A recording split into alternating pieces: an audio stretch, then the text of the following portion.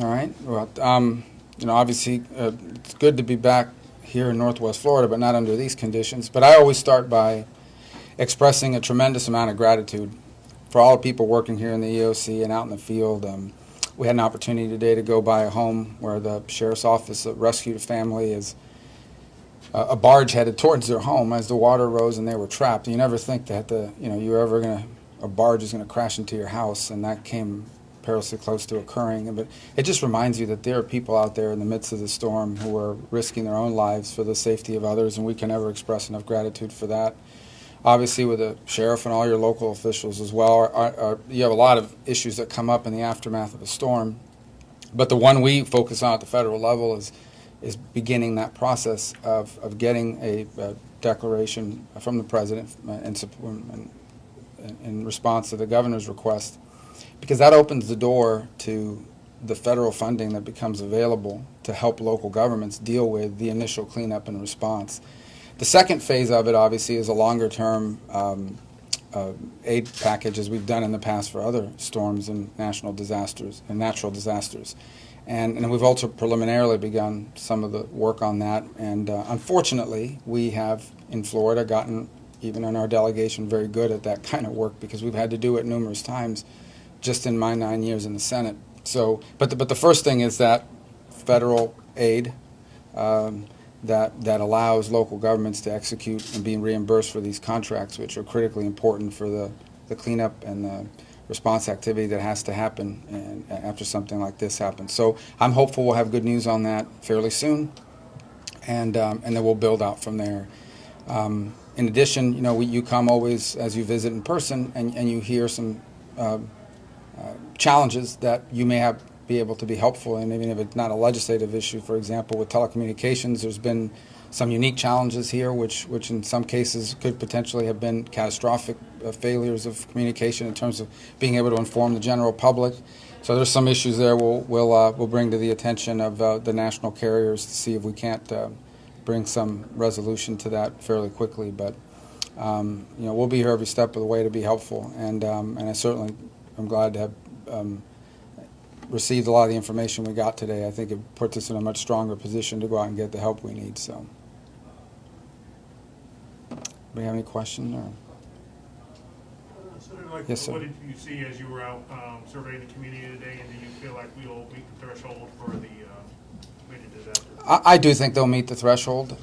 My understanding is that the local thresholds have already been met, so now it's more of the statewide number across multiple counties. But I feel, I don't want to use the word optimistic about any of these things, but I certainly feel like there's a reason to believe that we now have enough information will soon be available to authorize the president to issue that declaration. And while it's not part of the normal analysis, what I would add this year, and I think the governor raised it in his request, is these local governments have already expended significant funding in response to the pandemic.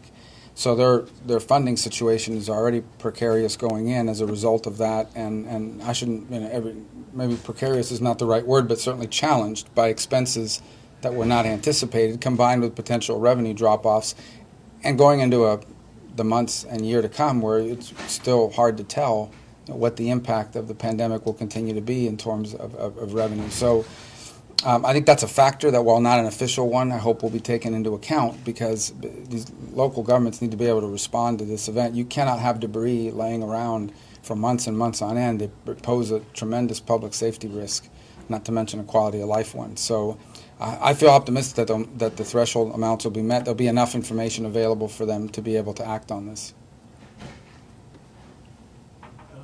You also made reference to barges approaching some homes. Yeah, my understanding is you had the opportunity to tour the Pensacola Bay Bridge. Yeah, well, we didn't go all the way out on the bridge. That's still being assessed. Sometimes, when you have damage like that, you have to make sure even the parts that don't have visible damage are safe structures. But we have an understanding of it.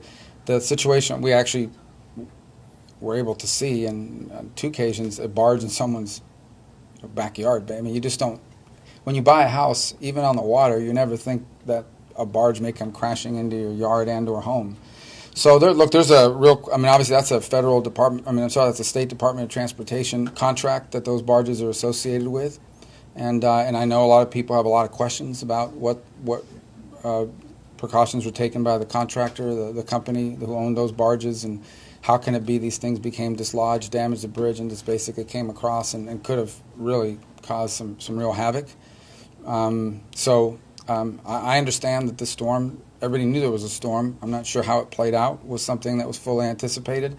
I remember, I was in Washington that night and waking up early as I normally do and just looking up on the news and seeing these images. And I thought this was, Alabama or Mississippi or Louisiana, and it's Pensacola. And it's like, well, it wasn't supposed to, we're supposed to get a lot of wind, but not this. And so I understand that to some extent this sort of shifted at the last second. It's a reminder that these storms don't have to do what we think they're going to do. There's a dangerous storm out there, but they can always, just a small move in one direction or another, just a small intensification could completely change the impact and the nature of one of these events.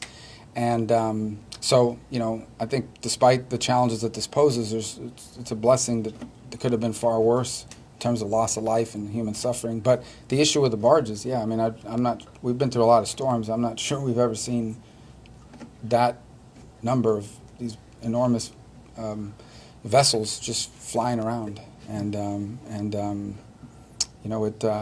It's something that certainly some questions will have to be asked about. All right? Good. Thank you, guys. Stay safe.